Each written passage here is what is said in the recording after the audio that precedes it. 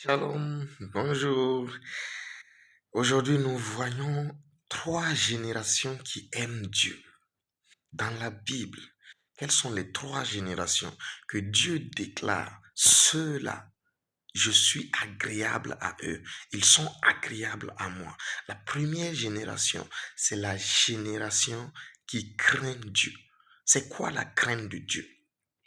La Bible dit dans Exode 20, verset 6, il dit, et qui fait miséricorde jusqu'à 1000 générations à ceux qui m'aiment et qui gardent mes commandements. Donc la crainte de Dieu, c'est l'amour de Dieu manifesté par l'obéissance à ses commandements. En Christ, la capacité nous est donnée par le Saint-Esprit d'obéir à Dieu. La capacité nous est donnée par le Saint-Esprit d'être agréable à Dieu, d'aimer Dieu de tout notre cœur, de toute notre âme, de toute notre force et de toute notre pensée. Cela a été accordé en demandant au Saint-Esprit la capacité. Si tu vois dans ta vie, mon frère, ma soeur, que tu n'as pas encore le degré nécessaire d'obéissance à Dieu, le degré nécessaire de relation avec Dieu, tu demandes au Saint-Esprit, Saint-Esprit, accorde-moi la capacité, parce que nous ne vivons pas par la chair, nous vivons par l'Esprit. Ça veut dire que tout ce que tu feras de tes propres forces n'aura pas de valeur éternelle, mais ce que tu feras par la force du Saint-Esprit aura une valeur éternelle. Donc obéir à Dieu vaut mieux que les sacrifices, vaut mieux que tout ce qui est œuvre humaine. Lorsque Dieu nous dit, fais ci, et nous disons, aujourd'hui j'ai prévu ça, nous avons désobéi à Dieu. Et il faut être conscient de ça et se repentir et demander la grâce de Dieu pour demain obéir entièrement. Nous sommes transformés de gloire en gloire, 2 Corinthiens 4, 18, par le Saint-Esprit, à l'image de Christ. Tel il était dans ce monde, tel il était obéissant au Père, tel il ne faisait rien sans auparavant avoir vu le Père faire. De la même manière, nous pouvons par la crainte de Dieu arriver à cette dimension. Alléluia. Donc la génération qui craint Dieu, c'est la génération qui lui est agréable. Abraham dit, c'est vrai que j'aime mon fils, mais je t'aime plus que tout.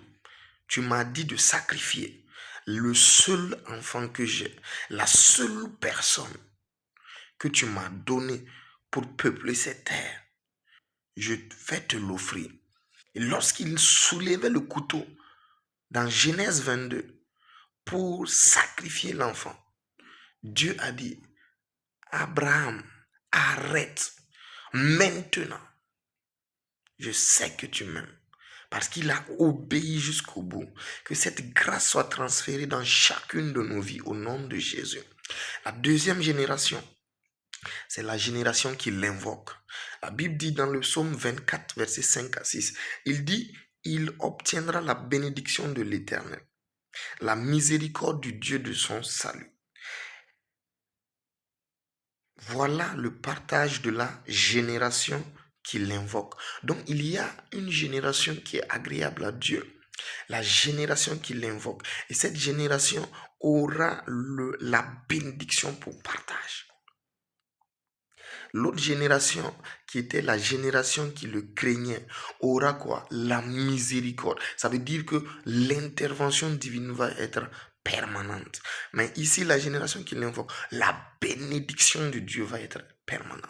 Et c'est quoi la bénédiction de Dieu? Il y a plusieurs termes pour le mot bénédiction dans la Bible.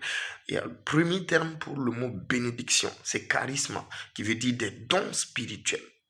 Le deuxième terme pour le mot bénédiction, ça veut dire élogio, ça veut dire être honoré de Dieu, avoir la faveur de Dieu. Donc l'honneur, la faveur,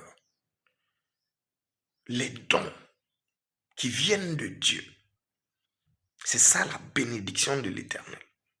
Et la Bible dit que celui qui l'invoque obtient la bénédiction de l'Éternel. Et ça veut dire quoi? Invoquer Dieu.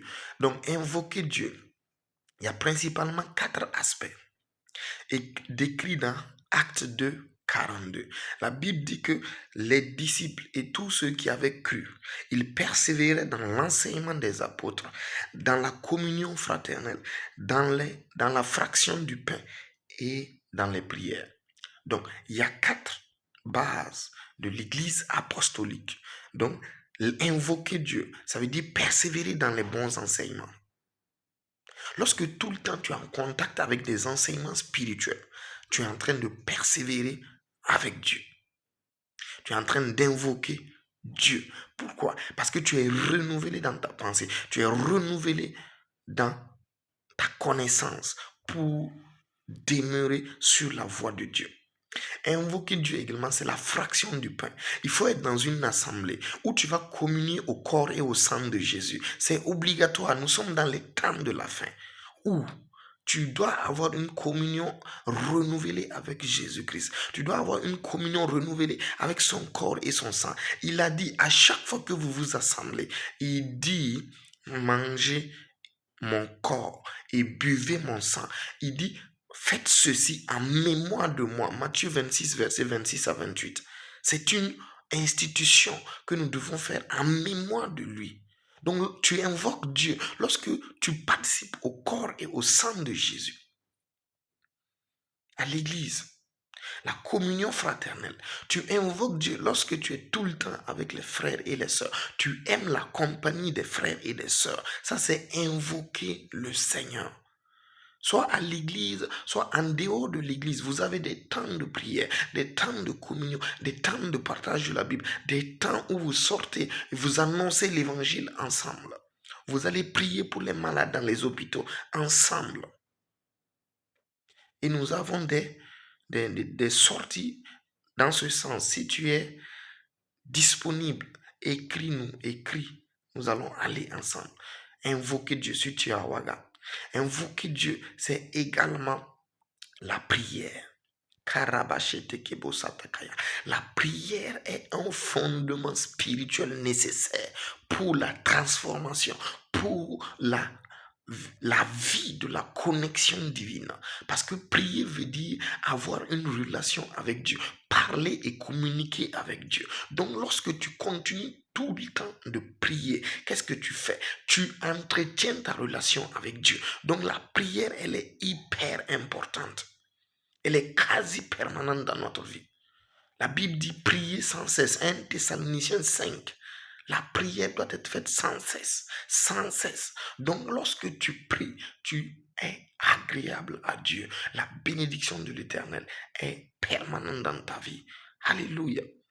Donc, c'est ça, invoquer Dieu. Et cette génération qui invoque Dieu est une génération agréable à Dieu. N'hésite pas d'invoquer Dieu. N'hésite pas. N'hésite pas. Parce que c'est ça qui est agréable à Dieu. Devant une situation, tu dis, Père, qu'est-ce que tu as prévu? Père, qu'est-ce que je dois faire? Père, pourvois. Père, que ta guérison se manifeste. Là, tu es en train d'invoquer Dieu. Parce que tu reconnais que la source, la solution viendra du Père. La troisième génération qui lui est agréable, c'est la génération juste et droit. Donc, c'est dans le caractère. Lorsqu'on marche avec Dieu, notre caractère change. Dans Psaume 112, verset 2, la Bible nous dit, sa postérité sera puissante sur la terre. La génération des hommes droits sera bénie. Et dans le verset 1, la Bible dit, heureux l'homme qui exerce la miséricorde, qui prête, qui règle ses actions d'après la justice. Ça veut dire quoi? Celui qui est juste et droit, c'est celui qui aligne ses actions conformément à la parole de Dieu. C'est dans ton caractère. Comme la Bible dit d'aimer. Dans une situation où tu sens que tu n'aimes pas, qu'est-ce que tu fais? Tu dis parce que la Bible a commandé d'aimer. Moi, je vais t'aimer, mon frère, ma soeur. Moi, je vais t'aimer parce que la Bible me commande d'aimer. Je ne t'aime pas parce que tu mérites qu'on t'aime. Non.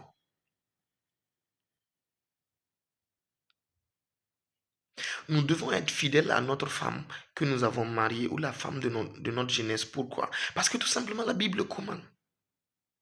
Donc tu es juste et droit devant Dieu si tu fais ce que Dieu dit. Et je rappelle, ce n'est pas quelque chose que tu peux faire entièrement par ta force. Si c'était le cas, le Saint-Esprit n'a pas d'importance dans notre vie. C'est le Saint-Esprit qui nous donne la capacité. Plus tu pries, plus tu communies avec le Saint-Esprit, il te donne la capacité de le faire. C'est pourquoi notre justice, notre droiture devant les hommes, c'est de gloire en gloire. Aujourd'hui, tu as entendu le message. Qu'est-ce que tu fais? Tu regardes dans ta vie. Quels sont les domaines dans lesquels tu n'es pas encore juste et droit? Quels sont les domaines dans lesquels tu ne marches pas conformément à la parole de Dieu? Et tu dis, Seigneur Saint-Esprit, donne-moi la capacité dans ce domaine-là de changer. Au fur et à mesure, dans une semaine, dans 2 semaines, tu verras que tu as complètement changé. Totalement. Il t'a transformé. Toi-même, tu vas être étonné, étonné, étonné de voir le résultat. Tu vas voir que l'amour triomphe du jugement. Avant, tu jugeais beaucoup les gens. N'importe quelle personne qui brûle le feu, toi, tu peux t'emporter toute la journée. Mais maintenant que tu as demandé la capacité au Saint-Esprit, quand tu vois quelqu'un brûler le feu, tu es compatissant. Tu pries, tu dis, ah, moi aussi, souvent, je faillis. Donc, que Dieu te pardonne. Donc tu as totalement changé. Ton caractère est renouvelé. De gloire en gloire, tu es transformé par l'Esprit. Je veux que tu retiennes ça. Tu ne peux pas être juste par toi-même. Tu ne peux pas invoquer Dieu par toi-même. Tu ne peux pas être droit devant Dieu par toi-même. C'est le Saint-Esprit qui va faire cela. Mais il faut que tu saches que ce sont des standards divins.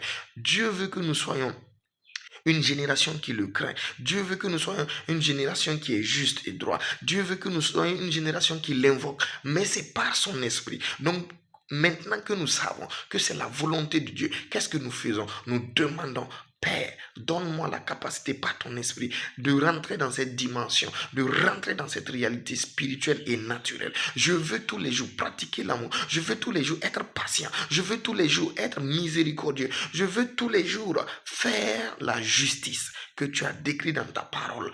Donne-moi, accorde-moi la capacité par ton esprit. Demeurez béni et on se retrouve la prochaine fois pour une prochaine vidéo. Shalom, shalom.